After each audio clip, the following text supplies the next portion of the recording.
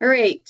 Keith and Kevin, thank you so much for joining us today here on WRR 101 to talk about this very exciting partnership between Fort Worth Symphony Orchestra and Dallas Theater Center. I'm really looking forward to hearing more about how you guys are uniting two of the oldest forms of performing arts together for Shakespeare at the Symphony. So how about we start with you telling our listeners how this idea was born and when it was born and who approached whom in the process? Sure, I'll jump in on that if I may. So Robert Spano and I do all of our symphonic and chamber music programming together. And in fact, it's one of the highlights of my job to work with him. And he and I both love stretching the boundaries of traditional symphonic performances. It's one of the reasons we both love opera, we both love theater, dance, and so forth. And we usually work a couple years ahead on programming. We get our dates from Bass Hall and then we're already thinking about ideas. We also have a backlog of ideas we didn't get around to yet. And one of the very top ideas for us was to partner on a Shakespeare program because we saw it as this opportunity to blend music and live theater. And I've known Kevin now for 15 years. And we've worked on some other really successful projects in the past. So I suggested to Robert that we approach Kevin and see if he would have time and interest for the project. So that was the very initial thought. And then there was the question of scheduling it, which, as you'll remember, Kevin trying to line up two busy organizations and finding a time when Robert's available, we're available, that he's available is a big job. But that was the genesis of the project. Yeah, and I would just say, I jumped at the opportunity the moment Keith reached out, partly because the Fort Worth Symphony is such an outstanding musical organization. The opportunity to collaborate was just too good to miss.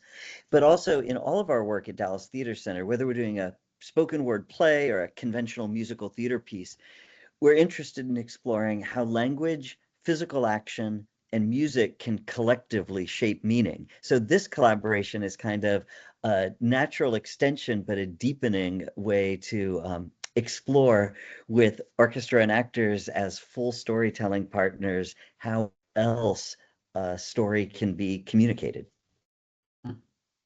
For the sake of letting people know, I mean, this is so cliche, but a peek behind the curtain or letting people know how the sausage is made as far as the process goes of preparation for both organizations. When does the rehearsal process start, or both organizations rehearsing separately and then you get together shortly before the performance for like a dress rehearsal type thing? Yeah, Kevin, do you want to comment first on your rehearsal process, and I can talk about our preparation and how we bring all this together? Sure. So at the start of the process, the actors and the orchestras will rehearse separately, literally in separate cities. We'll be rehearsing actors in Dallas, and we'll be at that time honing in on the unique aspect of each art form. But the most exciting part is going to be when the orchestra and actors come together, when we get to bridge the gap between instrumental music and spoken poetry and theatrical action to create something entirely new that's neither a traditional concert or a conventional play. And that'll be the second part of that process. Very much so. And one of the things also that comes long before the rehearsal process is the concept of what we're trying to accomplish artistically. And Robert and I worked on a lot of projects. Kevin and I worked on this just extraordinary production of Peter Maxwell Davies' The Lighthouse when I was running the Dallas Opera, which was truly one of the highlights of my 15 years in North Texas. And then we worked on a big Figaro production there as well. But one of the things that Kevin and I really enjoy about our working relationship is rather than just saying, okay, we're going to do a piece, whatever that is. Yes, we'll have a vision of what repertoire we want to do, but we're talking about what we want to accomplish artistically with that. And I think that's really important, right? If I'm producing an opera, for example, we could decide to do the most beautifully produced traditional production, or we could pick one that had a Jungian overtone, or one was really going to emphasize projections. What are we trying to accomplish artistically? Because that shapes a whole lot of other decisions down the road. And Kevin, in the work that I've seen you do with Dallas Theater Center, it's a huge range of different kinds of projects. And that's something I really admire about your work with the theater, is that you don't feel like it's the same basic framework repeated with different text. You feel like every project is something unique and different.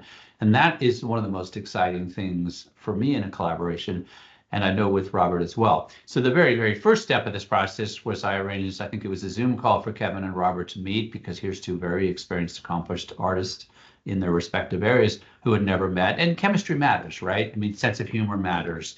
Artistic approach matters. And I think we had a very good initial discussion. Because Robert travels so much, he tends to rely on me to be his representative in a lot of these artistic discussions, but I always make sure I can check back with him if I think we're picking a direction that he might want to influence. But that side is one, if to your point, Amy, of behind the curtain, this is in a way one of the most exciting parts of the process, and it's one of the areas that produces the biggest variability in the end result, right? Because that's the moment when you're saying, what are we trying to showcase? Are we trying, for example, we could be trying to have a very, we talked about costumes for the actors, and we talked early on about, because this is our first collaboration, we wanted to focus on traditional Elizabethan costumes rather than contemporary dress or some other kind of period. And I think that's a good artistic choice because it's the first one, but if we'd done 3 of them, we might want to do something quite different. And this is, in a way, I think for your listeners, perhaps the most interesting piece, because they don't get to see this side of it. They see the end product. So in terms of programming specifics, what can audiences expect when they come out to this performance? Well, I think, Kevin, if you would, why don't you talk a little bit about Puck's entrance, because we've been working on that recently, and I'm particularly inspired by what you proposed, and we're going to come forward in terms of how that's going to work at the top of the show. So. Yeah, well, we're approaching this in 2 different ways. In the first half of the performance, in both halves, the orchestra will be on stage, fully visible throughout, and the actors will be in full costumes. In the first portion of the evening, Puck will make an entrance, will perform a monologue with some excerpts from Midsummer Night's Dream, and will hand the concert over to the maestro, who will then I'm sorry about that, my phone just rang.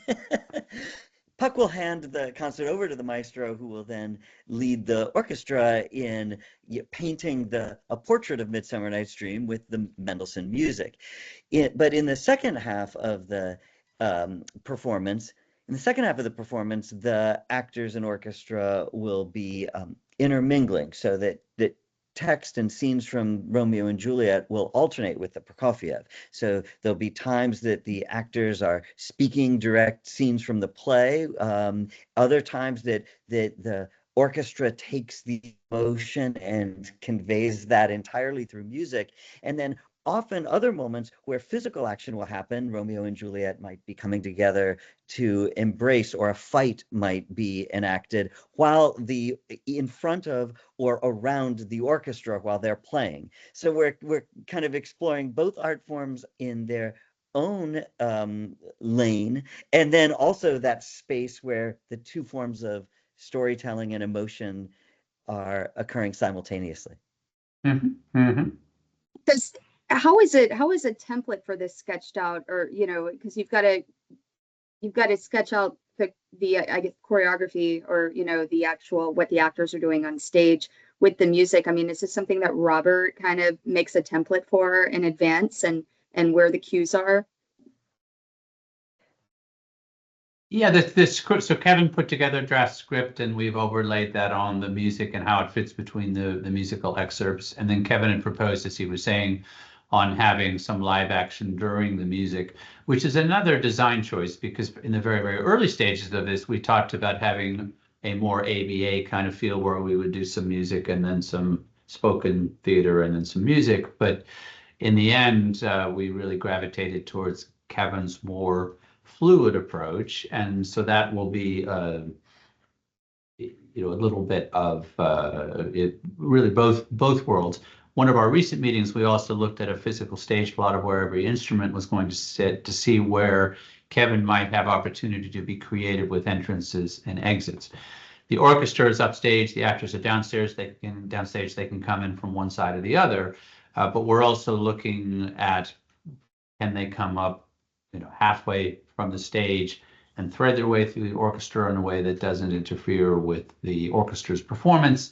How is all that going to work? So there's an extraordinary amount of detail that we have to get to, because we also in this have to make sure that nothing that we do with the actors disturbs the musicians' ability to produce their best work, because of course they're very excited and interested in what we're doing, but they do want to make sure they can see the music, see the conductor, not be unduly distracted. So these are the kind of elements that we work on. And if I may say, this is one of the reasons why not every organizations will take these kinds of projects on, because you really have to trust one another at a very deep level artistically to do this. There's less risk in this kind of production, except maybe in the fight scene of someone, slipping on stage and unfortunately crashing into a musician. But that's a very serious issue in an orchestra, and we work very hard to keep that safety parameters, where they need to be. In some of our big dance productions that we've done, including this incredible production last fall with Bruce Wood Dance to Alice of the suite from Joby Talbot's Alice's Adventures in Wonderland, we actually have, for the first rehearsals, safety stanchions and sort of tape, so that the dancers can get a sense of what are the boundaries between what the musicians need for bows, for example, and where they can be. And with actors, mostly they're not moving at high speeds across the stage, occasional exceptions. So it's a little easier, but the same kind of principle applies. We want to make sure that the experience works artistically for everyone. I think one of the things that's been really fun about this experience too is that there are multiple layers of collaboration. As Keith was just saying, there's layers of collaboration that are logistics, literally to art forms that have different practical needs, coordinating schedules, space on the stage, safety, all of that. But there's also more creative levels. First and foremost, both Mendelssohn and Prokofiev, though living in time periods separated by a couple hundred years from Shakespeare, but both of those composers, different times, different places, were inspired by and creating in their own voice a response to the text that Shakespeare had created. Then for our collaboration, Robert initially sat down with the scores and created, for instance, with the Prokofiev, he said, well, here are the pieces of music in the order and the time that each of those would take, and then sent those to me. And then I was able to look at that and say, okay, I can take Shakespeare's play, which had originally inspired Prokofiev in the first place, and find where can that fit into and advance the musical movements that Robert had chosen. So you have, Shakespeare and Prokofiev, you have Robert and me, and then ultimately you have the full orchestra and the actors at these different layers of collaboration happening. And so the Prokofiev, the music for Prokofiev's Romeo and Juliet, that was originally for a ballet, wasn't it? Yeah. Okay, that's what I was thinking. Yeah.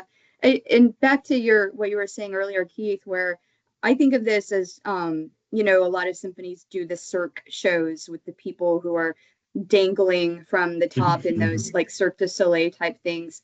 And I remember asking someone one time, like, how do you concentrate during all of that? And they were like, it's above us. We can't really see it most of it unless you look up. But this is a little bit different because you do have these actors who are right there on stage on ground level with you. So yeah, it does. That actually leads me into my next question about some of the unique challenges that come along with a production like this. You guys have mentioned a few of them already, but are there more that I haven't asked about? Actually, Kevin, how about for you? Can you talk about, I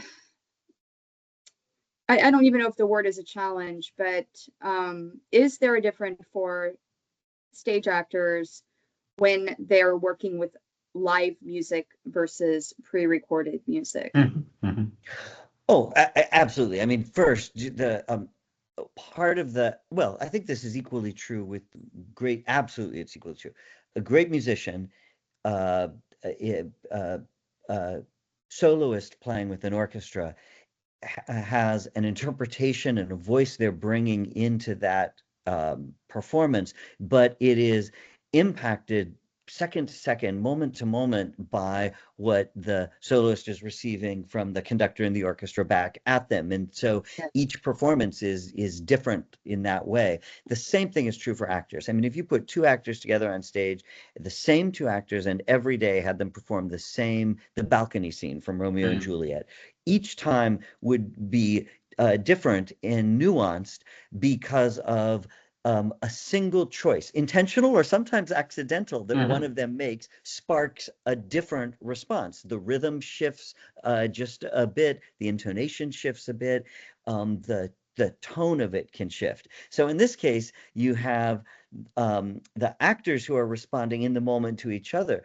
but just like the audience, they will have literally the vibrations of the instruments will move through their bodies as the sound is traveling out into the auditorium, and that will in turn impact their interpretation. I don't know exactly how that's going to play out because we're creating this right now, but what I suspect is that what we're going to, as theater folks, I think what we're going to discover is more sensitivity and connection to the romantic aspects of Shakespeare, both in Puck's Midsummer language and in Romeo and Juliet scenes, because Mendelssohn and Prokofiev are writing in a very different tradition. You know, they're in a different time period than Shakespeare. Shakespeare, which would actually be akin to Renaissance music, so quite different than symphonic music, is definitely earthier, bawdier,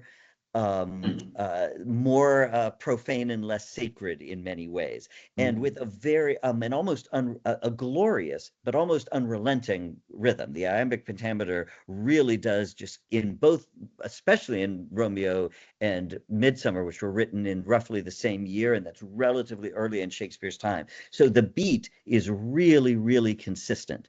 On the other hand, with both Mendelssohn and the Prokofiev, it's much more in the romantic tradition. And so that I think it's impacted the cutting of the script very much. It's had a big impact on that. And I suspect that it will have a big impact on even how we speak the language, as well as what's at the core feeling of it all. That's very interesting. I'd never even, that had not even crossed my mind, but that's a really interesting point that you bring up. Keith, do you have anything to add to that? Yeah, well, actually, that's part of several thoughts, because, of course, the actors will be downstage and facing the audience, but they have a group of 70 people upstage who are also reacting to them, even if they're not able to see them. And we had a production a few seasons ago at Texas Ballet Theater of Stravinsky's Firebird Ballet, one of his early masterpieces, but very much in a more traditional symphonic vein than some of the later works. And this is a piece that's performed all the time in the concert repertoire as a concert piece without dancers. We produced it for school shows, for runouts. I mean, our musicians probably have played that piece 100 times, 200 times in their career, maybe more, right? Many, many times. But almost none of them had ever performed it with dancers. And one of the effects that Robert and I noticed once we went through and did this just beautiful production with TBT was that our musicians became engaged in the dance side and the story side that had been quite abstract before. And then when we go back and perform it just as a concert suite, they have in their mind, yes, this is a ballet. I've seen the dancers. They can't see everything because they're sitting behind colleagues and things, but they have the sense of a theatrical feel. Same thing with these works. I mean, the Mendelssohn, suite is everyone plays all the time. It's a glorious piece, but to have Puck come out and it gives some of the dialogue right before, I guarantee you will change that sort of expectation with the musicians before they play a note. And they will also think about the work differently for years, because now they've had a reminder that, yes, there are really deep roots in Shakespeare, and someday we might even do it as a ballet. this is very much also part of what Robert and I are trying to accomplish with these kinds of productions, which is to help our musicians re-engage, re-energize, think about a familiar work differently, which after all is what a lot of what directors and conductors do, right? They take the same score their colleagues did a year ago and come up with something, a new take, a new twist. And this is something to do that. I will say also that our musicians pretty much universally love these productions. They love sharing the stage with other artists. I think everyone learns something from each other. You know, we work with very accomplished partners like Dallas Theater Center, and yet our musicians don't typically work with actors, right? And if you're most of your life is working with other very fine musicians and you get to hear some really fine actors, that gives you a kind of artistic thrill as well, which carries over into the rest of the work you're doing. So we have seen only good come from these. Typically with single ticket sales, we're somewhere between 50% above our typical to 65%, sometimes even more, because people are also really inspired and interested in seeing something new and different, right? After all, that's what the arts are really about. And when we have such a famous writer as Shakespeare and Dallas Theater Center and our music director right there, people are starting to think of this less as a performance and more as an event in the sense of this is something special and unique. No, I can't really come back in 3 months and hear another symphony do it, or even hear the Fort Worth Symphony do it, because we might do the Mendelssohn, but it won't be with the actors. And this is also very much part of our artistic strategy. I'm sure this has got to be popular with schools right now. I mean, I think it's around this time of year that, you know, juniors or seniors in high school are reading Romeo and Juliet or, you know, one of the Shakespeare plays. So I would imagine this is going to be a big draw for, you know, people in junior high or high school, especially. Mm-hmm. Mm-hmm. Sorry, I interrupted you. What were you going to say? I think it was you, Kevin. Well, I was just going to lift up one other thing, which is that both musicians and actors are interpretive artists. Primarily, they're taking work that pre-exists their immediate moment and reinvigorating it with their own understanding in the moment. And so one of the things I think that's really fun for audiences and for the artists, whether they're the musicians or the actors, is having the opportunity to get connected to the original impulse that the composer was feeling and was surrounding himself with. So in this case, we've got two great composers who were immersed in the Shakespearean text, who had that in their heads, the story, the characters, but also the nuance of the language. And then they were transmuting that into something entirely new as music. So the opportunity to hear those words spoken and then to play the music automatically puts you into a different part of Mendelssohn's consciousness or Prokofiev's consciousness at the moment of creation. And I think that just opens up a new way to understand the piece, to hear it, to experience it, to feel it. And I think that's a real joy anytime that you can kind of go back and find a new way in to something that has existed for so long. Mm-hmm. Mm-hmm. The other thing, Amy, that I look for in performances is what is the moment that is going to really grab the audience's attention? And I go back to when I first moved to Dallas. I did not commission Jake Hagee's Moby Dick, but I came for the opening weekend right before I started. And there's an extraordinary scene in the first few minutes, which starts out with music accompaniment as stars, and you're not quite sure what's happening, and it turns into constellations, and then the constellations turn into the giant sailing ship. And I remember saying to my wife at the time, after that first 3, maybe 4 minutes, Jake Hagee had us for the evening. It almost didn't matter what else followed. Of course, a lot of other wonderful moments followed, but that he had right at the start of the evening galvanized everyone's attention. And in fact, when that even plays over into our Shakespeare program, because we went, I think, back and forth a little bit about whether to have Puck or not, and how would that look, or whether the first half should be pure music and then do Shakespeare in the second. And I think we've made a really great choice on this in the end, because in those 2 reasonably meaty paragraphs of text that Puck is going to speak, when he leaves that stage, we have the audience's attention. It's a transformative experience because now everybody's engaged in saying what's going to come next. And one of the the challenges of an interpretive art form, when we do an overture, we do a famous Mozart overture. Experienced audience members know every note. You know exactly what's going to happen. You're listening for the nuances of how that particular performer is going to conduct the orchestra. But on something like this, when Puck exits to applause and Robert starts on the Mendelssohn, the audience now is engaged at a whole different level than if Robert came out and started the concert with the Mendelssohn. Robert's extremely well respected. He's a wonderful conductor. It's not that he isn't bringing a really distinctive performance.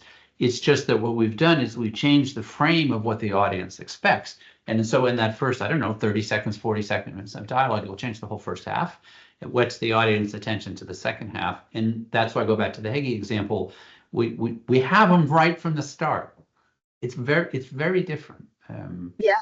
Yeah, I think it sounds wonderful. What a great idea. What a great partnership. Is there anything I've not asked you that you'd like our listeners to know about this very special weekend? I would lift up two things. One is that Keith and Robert and the Fort Worth Symphony have been leaders nationally and internationally in the idea that when you experience a concert as a fan, you are not just experiencing it with your ears, though that is obviously the primary and most glorious way to experience symphonic music, but you're also experiencing it with your eyes. And I think it's just thrilling for those of us on the theater side to get to play a little bit in that visual sandbox that they have been so boldly exploring and expanding in these recent seasons for Fort Worth audiences. The other thing is that this is one of those rare moments where two institutions get to step outside of their usual formats and remind us why live performance matters, that it's happening right now in a shared space with live performers from two totally different, equally great art forms collaborating together, ultimately to open up the hearts of the audience. That's special. Yeah, I'll add to that. Sorry, go ahead, Keith. No, please, Amy, and I'll just make one final remark if I may. But yes, please go ahead. Oh, yeah. Well, I was just going to give you a pat on the back also to expand on what Kevin was saying, that I think in the past, 3 years especially, there has been, it's been great to see Fort Worth Symphony really leaning into these experiential concerts and this cross collaboration, whether it's with a dance company or ballet company or a theater company, or realizing and creating all these productions with the visuals and the projections and this Wild West weekend that's coming up. I mean, with Sid Richardson, and it's just it's really great. I think it's really been very popular with audiences. Well, yeah, thank you. The Sid Richardson event was something I wanted to put together to celebrate their extraordinary collection of Remingtons and Russells and a few other artists from that period.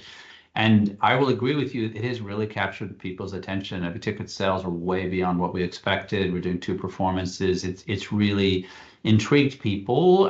We'll be doing a lot of popular themes from TV shows and movies, but the images will be with the Grove Grand Canyon Suite, which is performed regularly on Pop's programs. But people have really taken to this because it's something new and different, and they can get their mind around it. The last comment I would just make, and this goes back to the production I mentioned that Kevin and I did years ago with Peter Maxwell Davies' The Lighthouse, which is this very spiky contemporary work in the large. There's a few interludes that are more tonal. It's an eerie ghost story. It has all kinds of overtones, all sorts of different places that you could take it. And this was truly, I had the poster on my wall, and I could put a lot of posters on my wall, and this is one of the ones I still have on my wall. And one of the reasons why I think it works so well is that working with the music director and Kevin and I think we got essentially pretty much everything right. And terrific cast. One of them in particular has gone on to a huge career. He was less well known then. We moved into the Wiley. We flooded the stage, on purpose. We put rocks and lights. We built a special set. But I remember, Kevin, being in rehearsal, watching you work and making these very intentional decisions about how far to push different kinds of boundaries, right? Because it is a ghost story, and one could turn this into a truly terrifying work if you chose, right? Or you can do a little more benign version. And I remember being in rehearsal and watching you experiment with the three light keepers when they all do their sort of backstories, as they were, and just how far to take the backstories or not.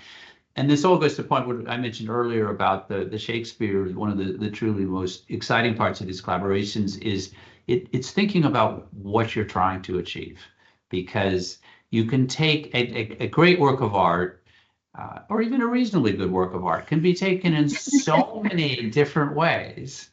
And if you want to be in charge of that process, you don't want it to be just sort of happening. You want it to be unfolding. And that, in addition to everything you've said about the joy of collaboration and working with other art forms, I would also say that side of it is really powerful and important, and is truly the starting point of any good creative process. So, well, congratulations again for all the hard work that was put into this, and just the creativity and the vision, and for bringing two cities together for something like this in Bass Performance Hall, which is such a beautiful place. I mean, Kevin, your company doesn't get out of, I mean, they do, but not all the time. They don't really get to step out of the theater too often to Bass Hall, I don't imagine. Yeah, as an audience member, of course, I'm in Bass Hall a fair amount, but as a theater director, it's a real treat, and it'll be my first time ever creating anything inside of that really beautiful space. So that's another real thrill. That's great. Awesome. Well, hey, it's been a pleasure again. If you're good, I'm gonna do a quick wrap up. You bet. Okay. I've been speaking with Keith Cerny and Kevin Moriarty about their upcoming collaboration of Shakespeare at the Symphony at Bass Performance Hall.